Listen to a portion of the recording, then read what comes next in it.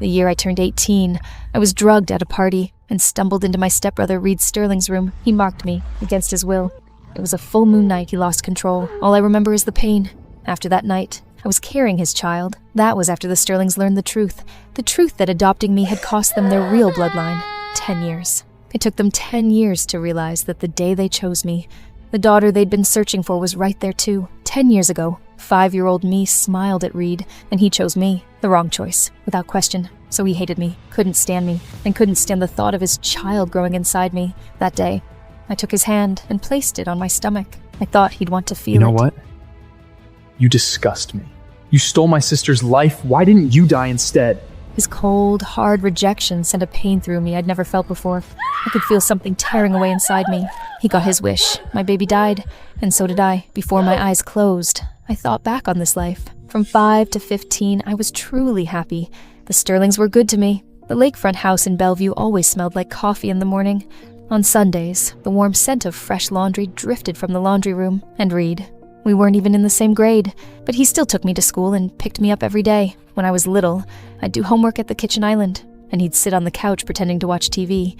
He wasn't really watching, he was just there. By the time he started college, he was already 6'1", the kind of guy people just moved out of the way for. But with me, he was always close, always put me first. I fell for him so easily it was almost embarrassing. He was in my diary, locked behind a passcode no one could crack. Then one day, everything changed.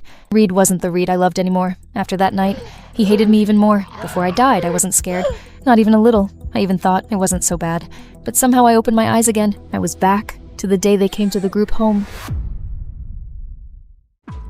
Nola, what are you doing back here?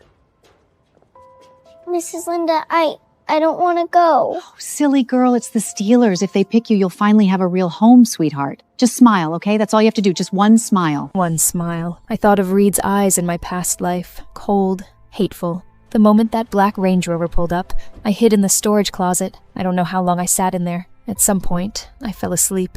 By the time they found me, the Sterlings had already left. They didn't end up choosing anyone. I didn't know why. Didn't care either. 3 other kids in the room, just like me. No family. I didn't know who the Sterlings' biological daughter was, the one who'd been taken from them. But in my past life, I'd overheard it on one of Ms. Linda's phone calls. The Sterlings believed she was here, in this group home. I didn't want anything to do with the Sterlings, not this time. But in my last life, the first 10 years with them, the Sterlings and Reed had been good to me. Really, genuinely good. If their real daughter could find her way back to them, we'd be even. But before I could do anything about it, the Sterlings came back a second time. All the girls around 5 or 6 were lined up for a DNA test. A cotton swab along the inside of the cheek, dropped into a vial. This never happened in my past life. Word was, this DNA test had been requested by the Sterling's young master himself. Could it be? Had Reed been reborn too? I lowered my head and stepped aside. Even though his wolf hadn't awakened yet, I could feel it. Something about him that made you not want to get too close. The next day, the girl who slept across from me, Iris, was gone. Iris never talked much. She cried all the time, a total crybaby. Turns out she was the Sterlings' biological daughter. 2 days later, the Sterlings came back again. This time they said they wanted to adopt a girl to keep their daughter company. And this time I didn't hide. All of us, me included, lined up in a row, waiting for the Sterlings to come pick. The first one out of the car was the Sterlings' little girl, the crybaby who used to cry over everything, now treated like a princess by everyone around her. There was something around Iris I couldn't quite name. Not perfume, more like a warmth, the Sterling family's warmth. A bunch of kids rushed up to her. We were all young, but group home kids learn early. You learn to read adults. You learn to read a room. Everyone knew. If you got to leave with Iris today, you'd get to wear pretty dresses like hers, live in a big house, have your own room. But for some reason, Iris stopped in front of me. My stomach dropped. Before I even realized what I was doing, I shoved her away. Nola! Iris! That day, Ms. Linda made me stay in my room for 3 hours. No coming out. I thought there was no way the Sterlings would still want me after what I did.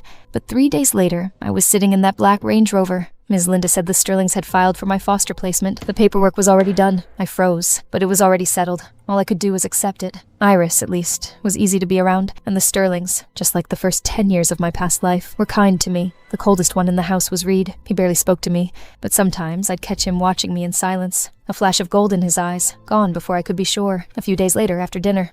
Dad, the group home's furnace is ancient. It keeps breaking down every winter.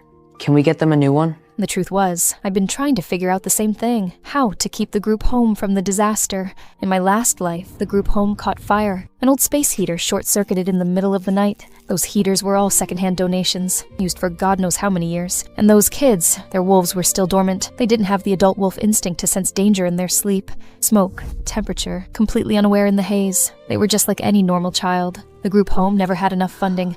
A secondhand space heater could last 10 years. You're right, I should have thought of that.